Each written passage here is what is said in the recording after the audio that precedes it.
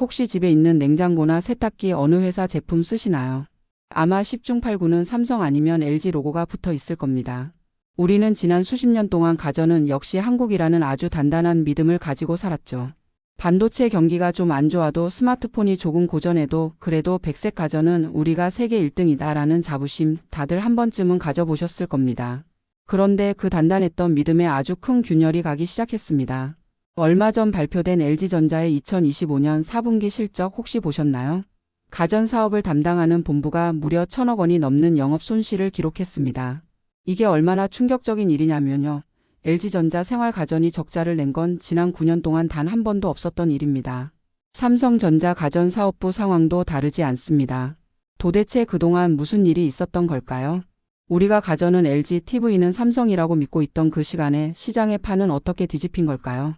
오늘은 단순히 기업 실적이 나쁘다는 뉴스를 전해드리려는 게 아닙니다.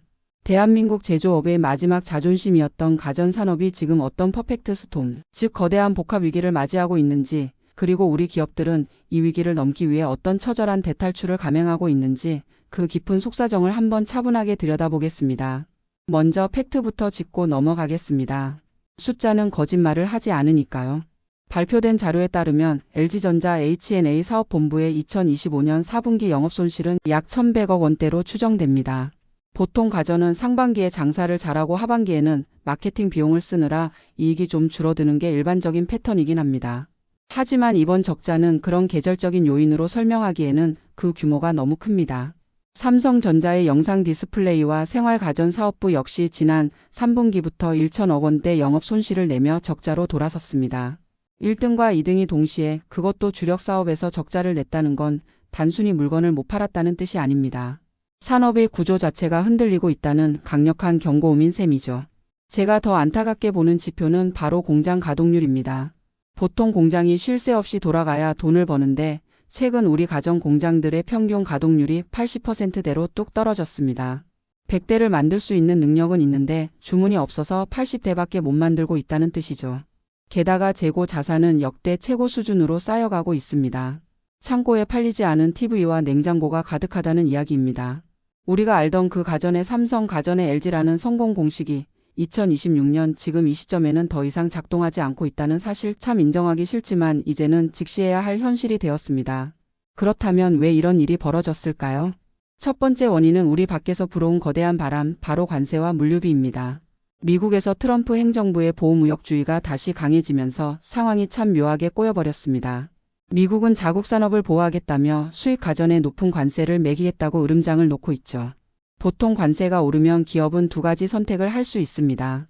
하나는 제품 가격을 올리는 것이고 다른 하나는 기업이 그 비용을 떠안는 것입니다. 예전처럼 우리 제품이 독보적인 1등이라면 가격을 슬쩍 올려서 소비자에게 부담을 넘기면 그만입니다. 어차피 소비자들은 비싸도 우리 물건을 샀으니까요.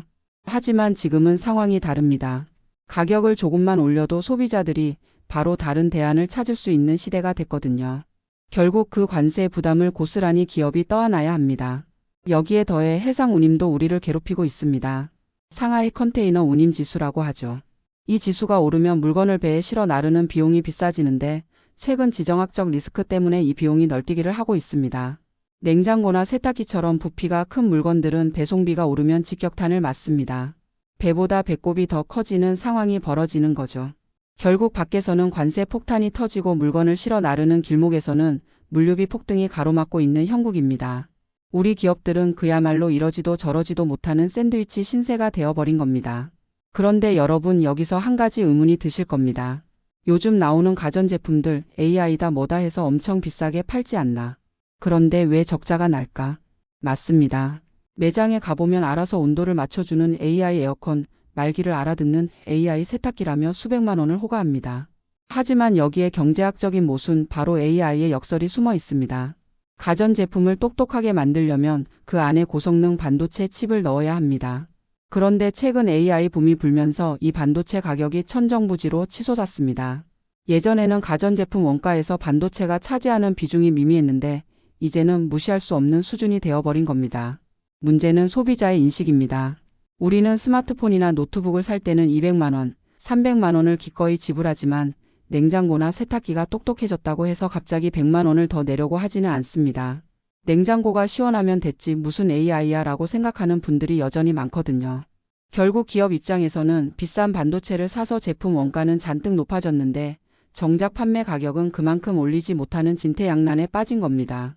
열심히 AI 가전을 만들어서 팔면 팔수록 돈은 반도체 회사들이 벌어가고 가전 회사는 마진이 깎이는 구조 참 아이러니하지 않습니까? 이것이 바로 화려한 AI 가전 뒤에 숨겨진 차가운 적자의 원인 중 하나입니다. 외부 환경도 어렵고 원가 구조도 나빠졌지만 사실 가장 무서운 건 따로 있습니다. 바로 중국의 추격입니다. 아니 이제는 추격이라는 말이 무색할 정도로 이미 우리 턱 밑까지 아니 어쩌면 이미 추월했는지도 모릅니다. 우리가 중국 가전을 값싼 짝퉁이라고 비웃던 시절이 불과 10년 전입니다.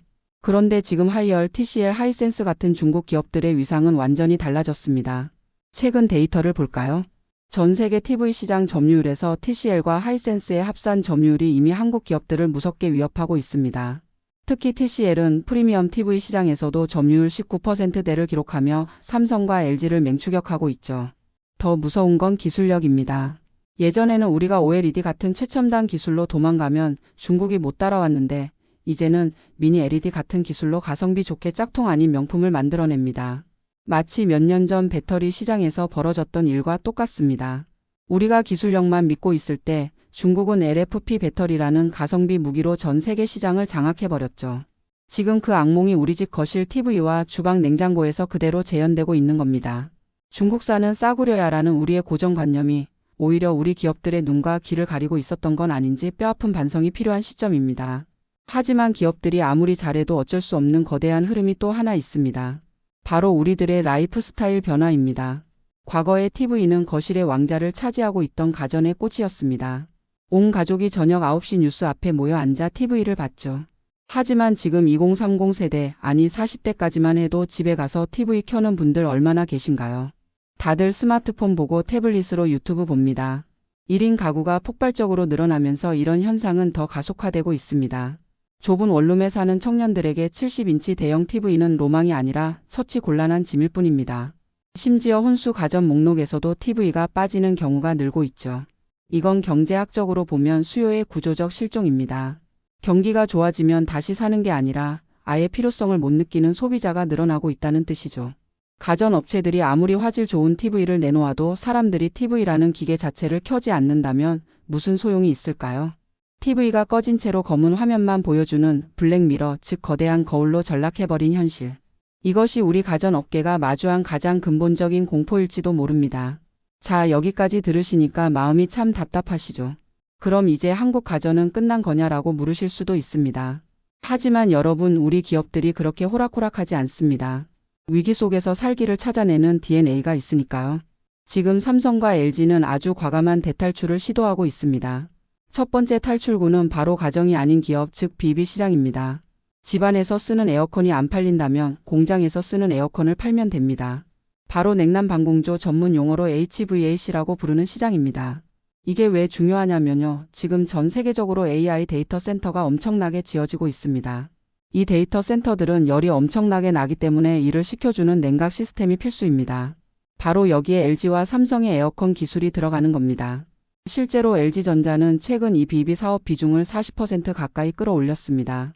이제 LG전자는 냉장고 파는 회사가 아니라 거대한 빌딩과 공장의 에너지를 관리해주는 스마트 에너지 솔루션 기업으로 변신하고 있는 겁니다. 여기에 하나 더, 바로 로봇입니다. 식당에서 서빙하는 로봇 보셨죠? 그 로봇을 누가 가장 잘 만들까요? 모터 달고 바퀴 달아서 움직이는 기술, 바로 세탁기와 청소기 만들던 기술입니다. 가전에서 쌓은 노하우를 로봇이라는 새로운 그릇에 담아 미래 먹거리를 만들고 있는 겁니다. 두 번째 탈출구는 더 흥미롭습니다. 바로 자동차입니다. 요즘 전기차 타보시면 아시겠지만 이건 차라기보다는 바퀴 달린 거대한 스마트폰 혹은 움직이는 거실에 가깝습니다. 차 안에서 영화도 보고 게임도 하죠. 그럼 그 안에 들어가는 디스플레이, 오디오, 에어컨 시스템은 누가 제일 잘 만들까요? 네, 바로 삼성과 LG입니다. LG전자의 전장사업부, 즉 VS 사업본부는 이미 연 매출 10조 원을 넘기며 효자 노릇을 톡톡히 하고 있습니다.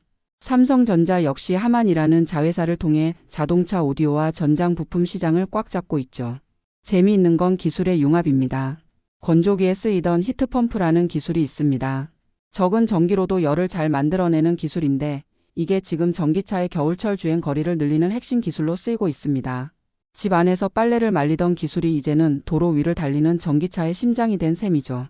가전 시장이 레드오션이라며 다들 고개를 저을 때 우리 기업들은 집 안에서 쓰던 기술을 집 밖으로 가져가자는 발상의 전환을 통해 새로운 영토를 개척하고 있는 겁니다.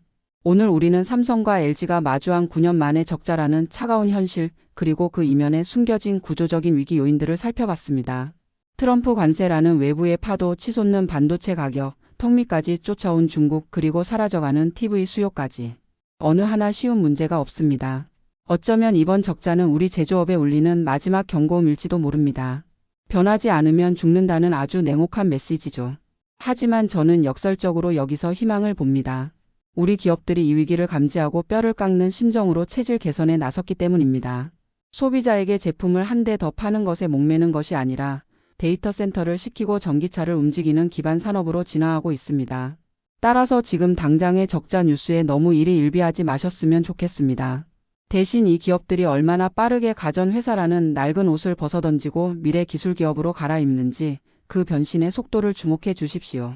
위기는 위험과 기회가 합쳐진 말이라고 하죠. 67달러 빈국에서 한강의 기적을 만들어냈던 그 저력으로 우리 가전 산업이 이번 위기를 딛고 또 한 번의 퀀텀 점프를 이뤄내기를 진심으로 응원합니다. 오늘 이야기는 여기까지입니다.